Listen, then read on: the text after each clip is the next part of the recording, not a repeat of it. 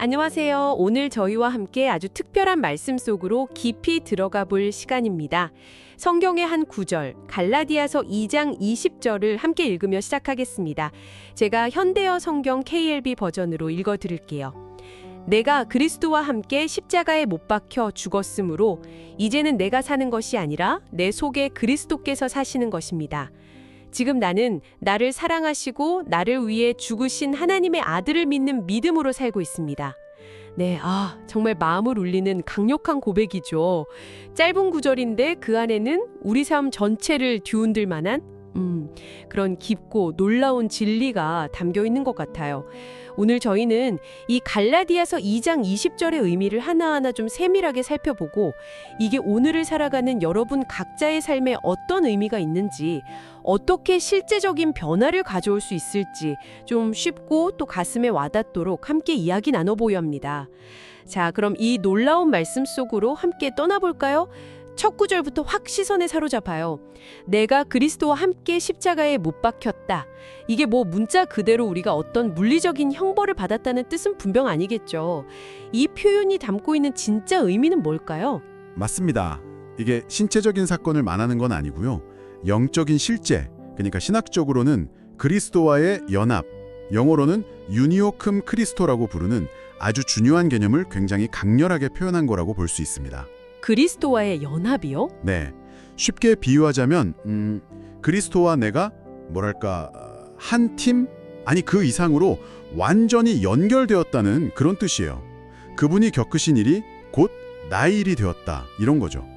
여기서 좀 주목할 점은 이 십자가의 못 박힘이라는 게 우리가 앞으로 막 노력해서 이루어야 할 어떤 목표가 아니라는 거예요. 목표가 아니다. 이미 과거에, 그러니까 그리스도께서 십자가에 달리셨을 때 단번에 일어난 결정적인 사건이라는 거죠. 헬라어 원문을 보면 동사 시제도 슈네스타우로마이도 과거에 완료된 행위가 현재까지 그 효력을 미치고 있다, 이걸 분명히 보여주거든요. 이미 완료된 사건이다. 그렇죠. 즉 그리스도를 믿는 그 순간 우리는 영적으로 그분의 십자가 죽음에 함께 참여하게 된 겁니다. 그리스도와 함께 그분의 죽음에 동참했다. 그럼 정확히 나의 무엇이 죽었다는 의미일까요? 제가 사라졌다는 뜻은 아닐 텐데요. 네, 아주 중요한 질문이십니다. 여기서 죽은 것은 바로 우리의 옛사람, 영어로는 old self라고 하죠. 옛사람이요? 네, 하나님을 떠나서 죄의 지배 아래 살던 과거의 나, 또 율법의 기준에 끊임없이 좌절하고 정죄감에 시달리던 그 과거의 자아, 자기 중심적인 욕망을 따라서 살던 그 옛 본성이 바로 그리스도와 함께 십자가에서 그 효력을 상실했다는 의미입니다. 효력을 상실했다. 네, 바로 앞 19절에서 내가 율법으로 말미암아 율법에 대하여 죽었다고 말한 것과 정확히 연결되는 부분이에요. 이건 마치 법정에서 판사가 선고를 내리는 것과 같다고 볼 수 있어요. 법정 선고요. 네, 하나님께서 너의 옛사람은 그리스도와 함께 이미 죽었다, 이렇게 법적으로 선언하신 거예요. 이걸 신앙 용어로는 법정적 선언, forensic declaration이라고 하는데, 쉽게 말해서 하나님 앞에서 우리의 법적인 신분과 상태가 완전히 바뀌었다는 그런 선언입니다. 와. 그러니까 내가 그렇게 느끼든 못 느끼든 이건 하나님께서 이루시고 선포하신 객관적인 사실이라는 거죠. 그렇군요. 법적으로 이미 과거의 나와는 관계가 딱 정리되었다는 선언이군요. 와. 그런데 여기서 많은 분들이 좀 혼란스러워하는 지점이 있는 것 같아요. 그렇죠. 어떤 분들은 이 말씀을 들으면 내가 아직 부족하구나. 더 열심히 나 자신을 십자가에 못 박아야겠다. 이렇게 생각하면서 끊임없이 자신을 채찍질하고 죄책감에 시달리기도 하거든요. 네, 맞아요. 흔한 오해죠. 마치 이게 우리가 계속해서 수행해야 할 과제처럼 여기는 거죠. 이건 좀 다른 이야기겠죠? 네, 바로 그 지점이 정말 중요하고 또 흔하게 오해하는 부분입니다. 갈라디아서 2장 20절은 우리가 스스로의 노력이나 의지력으로 우리 자신을 죽이려고 애쓰라는 명령이 결코 아니에요. 명령이 아니군요. 네, 오히려 그 반대입니다. 이것은 그리스도께서 이미 십자가에서 완전히 이루신 일, 하나님께서 이미 선언하신 그 객관적인 사실을 믿음으로 받아들이라는 거예요. 그렇군요. 내 옛사람은 이미 그리스도와 함께 죽었군요. 이렇게 인정하고 그 진리 위에서 살아가라는 선언이자 초대인 셈이죠. 선언이자 초대. 네, 만약 우리가 스스로 옛자를 죽이려고 노력한다면 그건 결국 내가 무언가를 해야 구원받는다는 율법주의로 돌아가는 거고요. 값없이 주신 하나님의 은혜를 무력하게 만드는 일이 될 수 있습니다. 또 이 구절이 지금 믿는 우리가 아무 생명 없이 그냥 죽어있는 상태다 이런 뜻도 결코 아니에요. 아, 그렇죠. 어떤 분들은 이 부분을 너무 문자적으로 해석해서 마치 그리스도인은 아무런 욕망이나 감정도 없는 존재처럼 생각하기도 하는데 성경은 분명히 우리가 그리스도와 함께 죽었을 뿐 아니라 그분과 함께 새 생명으로 다시 살아났다고 말하거든요. 네, 그렇죠. 우리는 죽은 자가 아니라 그리스도 안에서 완전히 새로운 피조물, 새로운 생명을 얻은 자들이라는 겁니다. 아, 그러니까 핵심은 내가 무언가를 해야 하는 것이 아니라 이미 이루어진 사실을 믿음으로 받아들이고 누리는 것, 이거군요. 와, 정말 해방감을 주는 말씀인데요. 그럼 첫 번째 핵심은 나는 법적으로 이미 과거의 죄와 율법의 지배 아래 있던 옛자아와 단절되었다는 거네요. 정확합니다. 그 해방의 선언이 바로 첫 구절의 핵심이라고 할 수 있죠. 그럼 다음 구절로 넘어가 보겠습니다. 이건 정말 더 혁명적으로 들리는데요. 그런즉 이제는 내가 사는 것이 아니요 오직 내 안에 그리스도께서 사시는 것이라.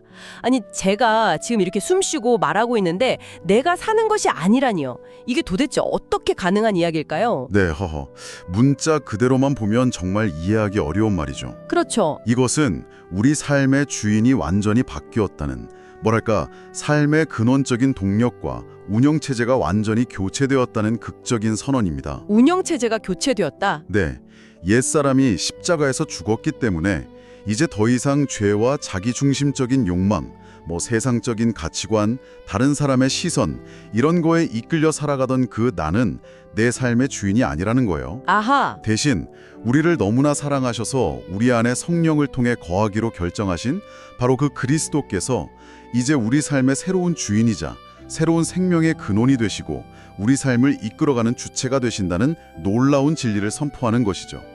비유하자면 예전에는 내 마음대로 움직이던 내 인생이라는 자동차의 운전석에 이제 그리스도께서 앉으셨다. 이런 그림으로 볼 수 있겠네요. 와, 운전석 위에 그리스도께서 삶의 주인이 바뀌었다는 거군요. 이게 예수님께서 제자들에게 누구든지 나를 따라오려거든 자기를 부인하고 자기 십자가를 지고 나를 따를 것이니라, 이 말씀이 떠오르는데요. 여기서 말하는 자기를 부인하는 것과 갈라디아서 2장 20절이 어떻게 연결될 수 있을까요? 아주 깊이 연결되어 있습니다. 예수님이 말씀하신 자기를 부인하다는 헬라어 원어 아파르네오마이,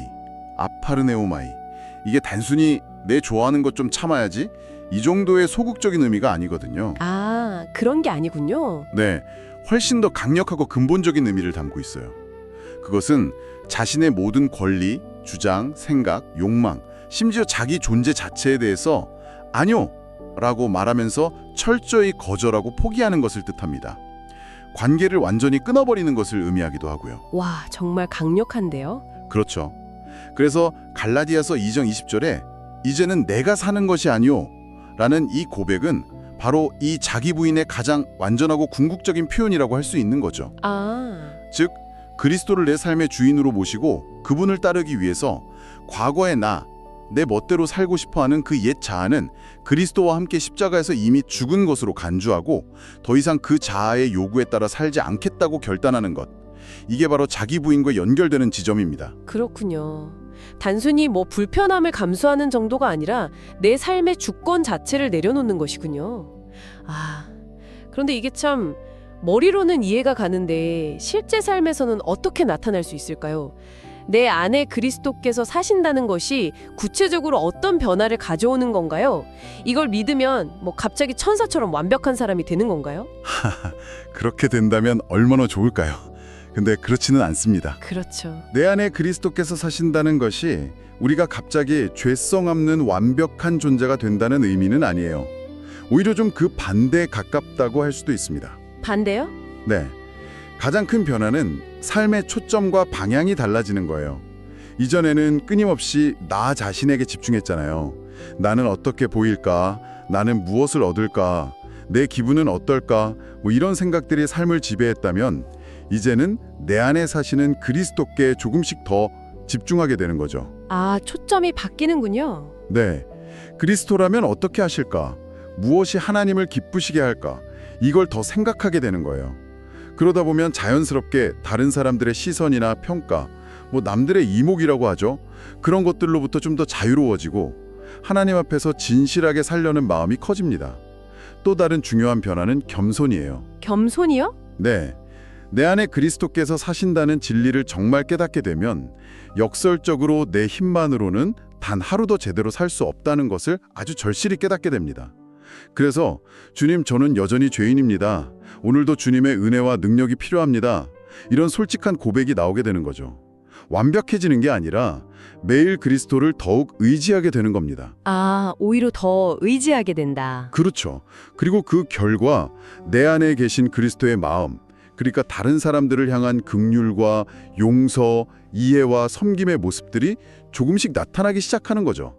빌립보서에서도 말하는 것처럼 자기 일만 생각하던 시야에서 벗어나서 다른 사람들의 필요를 돌아보는 마음이 생기는 것. 이게 중요한 변화라고 할 수 있습니다. 물론 이건 단번에 완성되는 건 아니고 우리 평생에 걸쳐서 성령 안에서 이루어져 가는 과정이죠. 듣고 보니 정말 공감이 됩니다. 솔직히 저도 이제는 내가 사는 것이 아니오 그리스도께서 사시는 것 이렇게 고백하면서도 아침에 운전하다가 누가 갑자기 끼어들면 속에서 확 하고 올라오는 옛날의 나를 만날 때가 많거든요. 그렇죠. 누구나 그렇죠. 머리로 아는 것과 실제 삶의 간극 때문에 고민될 때가 많은데 이게 현실적인 모습이겠죠. 그럼요. 너무나 현실적인 모습입니다. 우리 모두가 경험하는 일이죠. 중요한 것은 그럴 때마다 나는 역시 안 돼. 이렇게 좌절하는 게 아니라 바로 이 순간에도 내 안에 그리스도께서 살아계시지. 그분은 이 상황을 어떻게 보실까? 내가 어떻게 반응하길 원하실까? 이렇게 다시금 내 안에 계신 그리스도께로 시선을 돌리는 거예요. 시선을 다시 돌리는 것. 네. 그리스도께서 우리 안에 사신다는 것은 우리가 실패하지 않는다는 보장이 아니라 실패하고 넘어질 때조차도 우리를 붙드시고 다시 일으키시는 새로운 힘과 소망의 근원이 우리 안에 있다는 약속입니다. 그분은 우리의 연약함 속에서도 일하시고 그분의 성품을 우리 삶 속에 조금씩 빚어가시는 분이세요. 그렇군요. 실패가 끝이 아니라 그 속에서도 일하시는 그리스도를 바라보는 것이 핵심이군요. 두 번째 파트의 핵심은 내 삶의 주인이 바뀌었고 이제 내 안에 사시는 그리스도께서 나의 새로운 생명의 근원이자 삶의 동력이 되신다는 거네요. 네, 바로 그렇습니다. 삶의 주권 이전, 그것이 핵심입니다. 자, 이제 마지막 부분입니다. 옛 나는 죽었고 이제 내 안에 그리스도께서 사신다. 그런데 여전히 우리는 이 땅에서 이 육체를 가지고 살아가고 있습니다. 이 마지막 구절이 바로 이 현실적인 삶의 작동 원리를 설명해 주는 것 같습니다. 이제 내가 육체 가운데 사는 것은 나를 사랑하서 나를 위하여 자기 자신을 버리신 하나님의 아들을 믿는 믿음 안에서 사는 것이라. 이 새로운 삶은 그럼 구체적으로 어떻게 살아내는 건가요? 맞습니다. 우리는 여전히 이 땅 위에서 연약하고 한계 많은 육체 가운데 살아갑니다.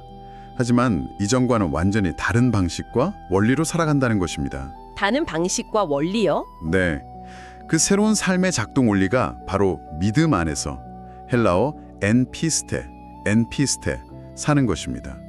여기서 믿음은 단순히 나는 하나님이 계시다는 것을 믿어 예수님이 십자가에서 죽으셨다는 사실을 믿어 이런 식의 지적인 동의나 막연한 신념을 훨씬 뛰어넘는 개념이에요. 단순한 믿음이 아니군요. 그렇죠. 여기서 믿음은 마치 우리가 공기 속에서 숨쉬고 살아가듯이 우리 안에 계신 그리스도의 새로운 생명이 실제로 흘러나오고 활동하는 통로이자 환경, 그리고 힘의 원천이 됩니다. 그리스도와의 관계 속에서 그분을 신뢰하고 의지하며 살아가는 삶의 방식 그 자체를 의미하는 거죠. 그렇다면 그 믿음의 대상?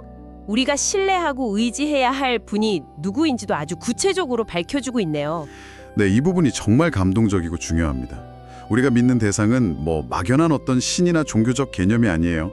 바로 나를 사랑하사 나를 위하여 자기 자신을 버리신 하나님의 아들입니다. 나를. 네, 이 구절은 이 새로운 믿음의 삶이 어디에 뿌리를 두고 있는지, 그리고 그 삶을 살아갈 수 있게 하는 강력한 동기가 무엇인지를 너무나도 명확하게 보여줍니다.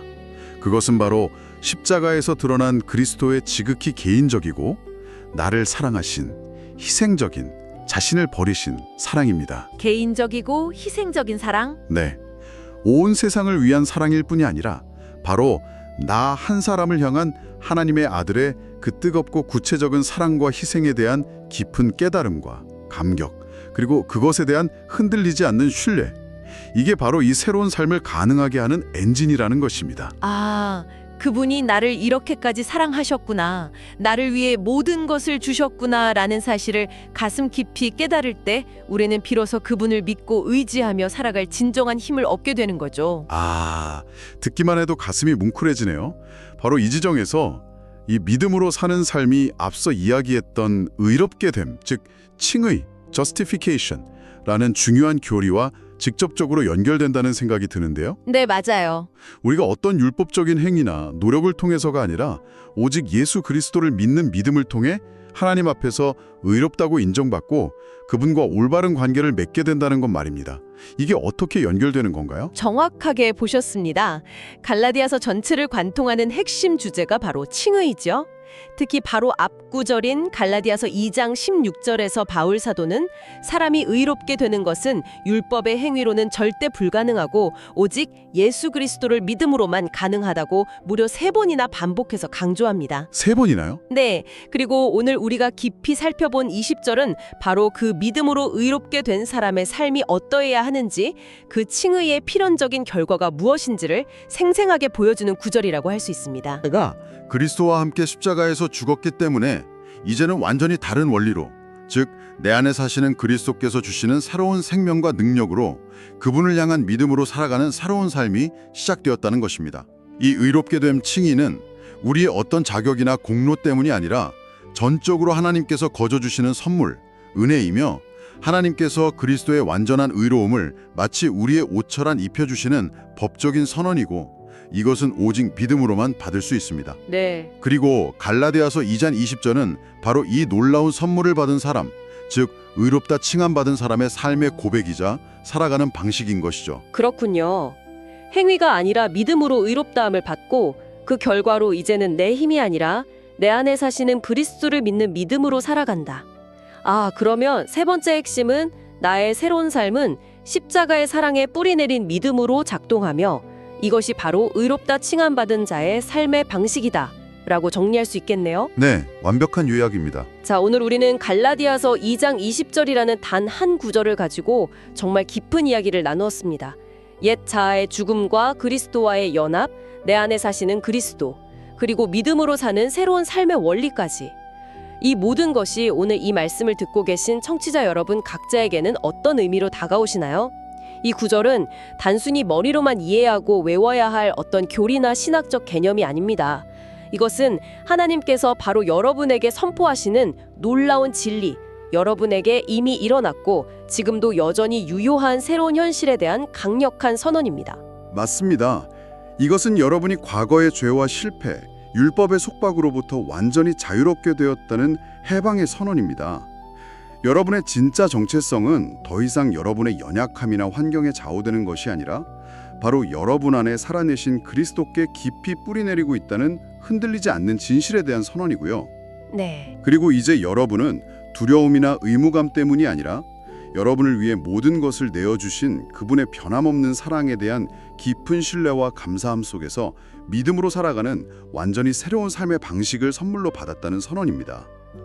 가장 중요한 것은 이 모든 진리를 단지 지식으로만 쌓아두는 것이 아니라 매일의 삶 속에서 실제로 깨닫고 그 진리 안에서 살아가려고 힘쓰는 것이겠죠. 그렇죠. 스스로의 힘으로 이런 삶을 만들어내려고 애쓰는 것이 아니라 그리스도께서 이미 십자가와 부활을 통해 성취하시고 여러분에게 선물로 주신 이 놀라운 은혜의 현실 속으로 날마다 믿음으로 걸어 들어가는 것입니다.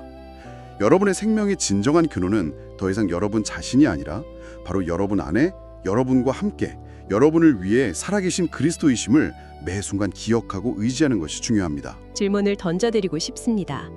만약 예수 그리스도께서 정말 문자 그대로 지금 이 순간 바로 여러분 안에 살아계신다면 오늘 남은 하루 동안 여러분이 만나게 될 사람들, 마주하게 될 어떤 어려운 문제나 갈등 상황, 혹은 어쩌면 아주 평범하고 반복적인 일상의 순간들을 대하는 여러분의 생각과 마음가짐, 말과 행동 방식이 구체적으로 어떻게 달라질 수 있을까요? 내 안에 그리스도께서 사신다는 이 진리가 오늘 나의 실제적인 삶에 어떤 변화를 가져올 수 있을지 한번 깊이 묵상해 보시면 좋겠습니다. 오늘 저희와 함께 이 귀한 말씀 속으로 깊이 여행해 주셔서 진심으로 감사합니다. 여러분이 삶 속에서 발견하고 나누어 주시는 다양한 통찰과 이야기들을 바탕으로 저희는 또 다른 흥미로운 주제를 가지고 곧 다시 찾아뵙겠습니다. 평안한 하루 보내십시오.